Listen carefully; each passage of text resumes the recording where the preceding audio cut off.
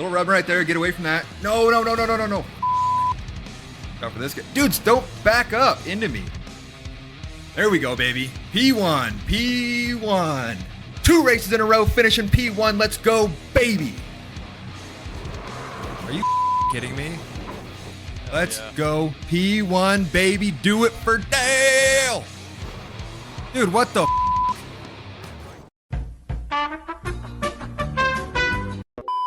What's going on, ladies and gentlemen? My name's Kodiak, and I just finished my very first week of iRacing. In this video, we're going to break down some good, some bad, some ugly, and yeah, let's get into it. Okay, so the very first thing that I want to talk to you guys about, starting on the good, is going to be the physics of the game. Now, I'm somebody that grew up playing racing games like Forza and Need for Speed when I was a kid, right? On a controller always, on Xbox or PlayStation. And in those video games, I always hammered the gas, hammered the brake into corners, and just drove through whatever I could. Of course, I loved it. I had a great time. However, the physics in iRacing are completely different, right? It's supposed to be very, very true to real life. It's a racing simulator, not so much a video game, right? So certain things like trail braking, I've been really trying to learn about the fact that you can't just hammer the brake into a corner and in iRacing, you're going to spin out or lock up the brakes and keep going straight forward like you're on ice skates. So learning about trail braking, you know, being able to slowly accelerate through the corner to keep the momentum of the car where you want it, basically keep the balance of the car. Things like that are something that I've never experienced in a video game before. And in iRacing, it's so necessary to understand those basic concepts of racing a race car.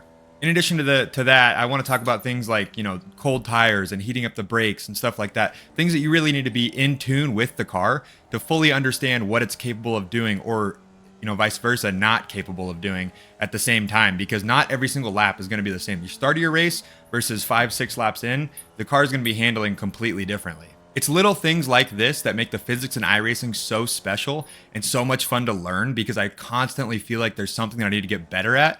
Versus like those old Forza games where I was just, like I said, hammering the accelerator, hammering the brake in corners. You really have to pay attention to those kind of things in iRacing, and it makes it so difficult, but it really makes it rewarding when you can hammer a corner. Hammer down. And come out flying through it and keep the balance and momentum of the car proper. The next thing for the good that I want to talk about is going to be the matchmaking system. Now, for those of you who don't know, iRacing has a matchmaking system where basically when you load into a race, it's going to give you the strength of field. And I'm not sure if it goes off your practice times or what, but I have found that every single race that I'm in is competitive. I feel like there's this stigma about iRacing where people are scared to jump in because it's going to be, you know, some of the best drivers in the world or whatever. I'm so scared right now. That is not what I've experienced. Every single race that I'm in, there's people that I'm faster than and people that I'm a lot slower than. And so that is so special because it makes every single race feel so competitive, no matter how good or how poor of a driver you are. For me, I just jumped straight into the online racing. I didn't mess around with the single player. I did a little bit of practice, maybe for like, you know, 20, 30 minutes. But then I was like, I'm here for competition. And so the matchmaking system, the way that it's set up, like I said, it makes every single race so competitive that you're having so much fun and you're not getting blown out of the water. In fact, if you're fighting for P9, P8, it still makes it so much fun. So for those of you that are maybe a little bit nervous to jump into iRacing, I say just go for it. You know, don't hold back. Just get in there, get some experience under your feet, and yeah, hammer through. The next good thing I want to talk about is the safety rating system. So for those that don't know, the safety rating system is basically you're going to start off with different driver's license based on the I guess class of vehicle, whether it be on oval or on a dirt street or dirt oval or whatever, right? And so you're going to start off in rookies, and that's kind of where I am predominantly. A couple of them I've classed up a little bit, but as you drive safely, doesn't matter where you finish in a race, could be dead last, but if you drive safely, you're gonna go up in safety, and as you go up to hit certain milestones, that's where you're gonna unlock the next driver's license for that class of vehicles, I guess. And when you unlock that, that's when you can unlock the next content. So for me, I've been racing the Formula V vehicles, which is basically like a souped up go-kart. But the safer that I drive those, I'll eventually get up to that D class license, and I'll unlock the Formula 4 cars, which I'm very, very excited to do. I'm not quite there yet, but yeah, being able to unlock that hitting that next milestone to unlock the next piece of content is a huge part of iRacing. And the fact that it's based off of safety rather than how well you're doing in races really kind of rewards people for not driving like you know, you might jump into a NASCAR game on Xbox and find people driving backwards on a track. Like, you're not going to find that in iRacing. At least I haven't yet. The last thing that I want to touch upon for the good of iRacing that I've found, and this is probably the most important thing, is that it is so much fun. I'm having so much fun. I'm having so much fun. Like I said, it doesn't matter if you're battling for P1 or P9. If you're in a good driving battle with somebody else and you're not taking each other out right away, say you're going lap for lap, right within, say, a quarter of a second of each other, trading back and forth, maybe even going into corners side by side, like, it does not matter what position that's for. It is so much fun. Alrighty, next let's jump into the bad. There's only a couple things that I've really experienced here, but they are pretty notable, and I know some other people have ran into them as well, so let's get into it. Okay, so the very first bad thing that I ran into with was a monitor issue. It's honestly something that I'm still kind of dealing with. Basically, when a race would start, or when it would take you from the UI into the actual race screen, it was loading up on a different monitor. And like every other game you'd ever play, you could just go into the settings and select which monitor you're on. For some reason, you can't do that in iRacing, so I had to resort to the good old folks of Reddit to try to find a solution to this issue. The first thing was that you can go basically into the code of the game and mess around with that in the display settings in there and change it to where it's on the monitor that you want, right? It's actually not that hard of a fix, but it's just very, very, very inconvenient versus having it in that settings thing. The second fix was that you can actually go into the display settings on your monitor, right, just on your desktop, where you select like which one is your main monitor. Say you're running 2-3 monitors, select which one is your main monitor, and then that one has your folders and everything else on it, right? But for me, my third monitor is where I run iRacing, versus when I'm doing like home office stuff, my first monitor is where I like to have everything pop up when I open it up. So having to change back and forth every single time, that's just such a little thing that I cannot believe that iRacing hasn't fixed, that they should really, really look into. So if anybody has any suggestions on how to fix that, please let me know in the comments below, because that would be a lifesaver. The second major thing that I've ran into, and this is really the last one, is going to be what I think is called clipping. There's a couple different parts to it. The first one is sometimes you'll be driving, and I think it's because of internet connection. Well, I'm sure it's because of internet connection. You'll be driving and you'll be right behind somebody, and they just disappear for like a second, maybe half a second, maybe more. They just disappear, and then they just reappear right back in front of you again.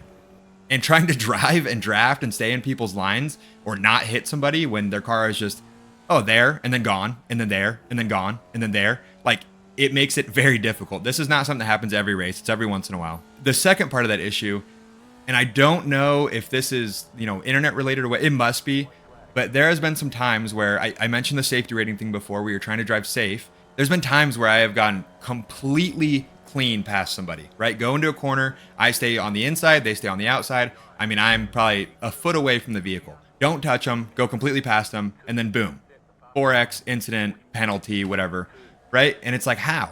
My car didn't move. I didn't feel any bump on them. They didn't, I looked at their car in the mirror. They didn't see any, or I didn't see their vehicle make any adjustments from me hitting them or anything. It was a very, very clean pass, but yet I'm getting docked for safety rating. The only thing that I can think why is because maybe either on my end or their end, the internet is, something's going on there and getting funky. It's happened a few times to me, but it's very frustrating, and it makes me kind of question trying to pass sometimes, because I'm like, oh man, I'm here for safety rating. Do I want to drive aggressive and pass, or do I want to, you know, coast behind them and not try to risk that 4X for touching another vehicle? Okay, let's get into the first ugly thing, and that's going to be bad drivers. Now, you're going to run into this with any video game across the world that has to do with online driving and other racers, right? There are certain times where people just don't know how to drive. Say you're trailing behind somebody, and then you clearly get out next to them, and then you're on the inside line. And so you have the inside there for the pass. Certain people in iRacing will not hold that line. They will come down no matter what and wreck you, wreck themselves, and they don't care. They touch once, twice, 3 times. They slam, they spin at the checkered flag. It is to set by 1/1000th of a second as they crash hard in front and behind them. They might apologize in voice chat after, but it's like, just like any other driving game, at least where I'm at in rookies and pretty low strength of field right now, you're gonna run into those poor drivers. I've seen some YouTube videos of, you know, much higher class drivers, and you have people like tip to tail on each other for the whole race, and nobody's touching each other. Everybody's respecting each other's driving lines and stuff.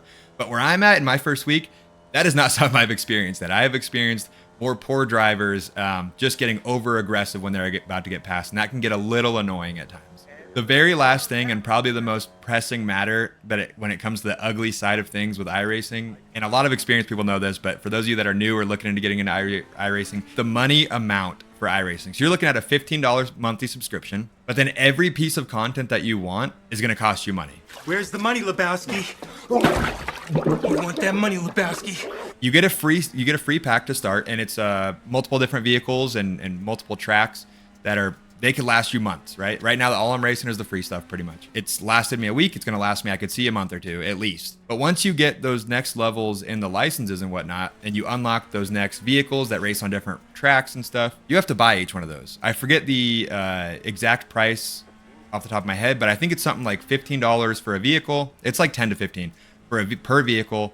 And then once you unlock that vehicle and you're driving it, now you have the next set of courses, racetracks that you need to buy too. And I believe those are like $10 to $15 each as well. So I heard somewhere that the total amount, this is not counting monthly membership, the total amount for pretty much all the content in iRacing is about $2,300, give or take a bit there. Now for somebody that's just playing a video game that maybe spends $60, $70 for the video game, and then it might spend $10, $20 on a season pass every once in a while, $2,300 is an astronomical number to get through their head when it comes to something that you're doing on your PC. However, I also heard it compared to real life racing.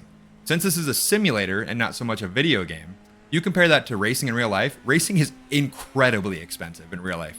Incredibly expensive. So, since you're on a simulator, it's a much, much cheaper way to get into the physics and understand the feel and the drive of a real life vehicle. Doesn't matter if you're going real fast and real left. And those cars are going real fast and real left, son.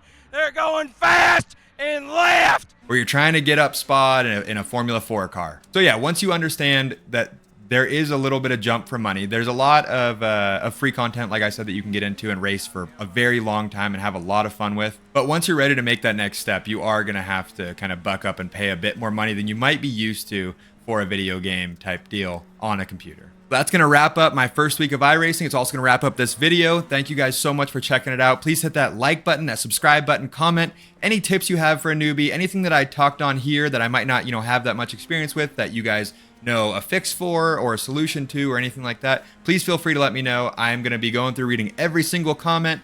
And with that said, I am Audi 5000. See you guys.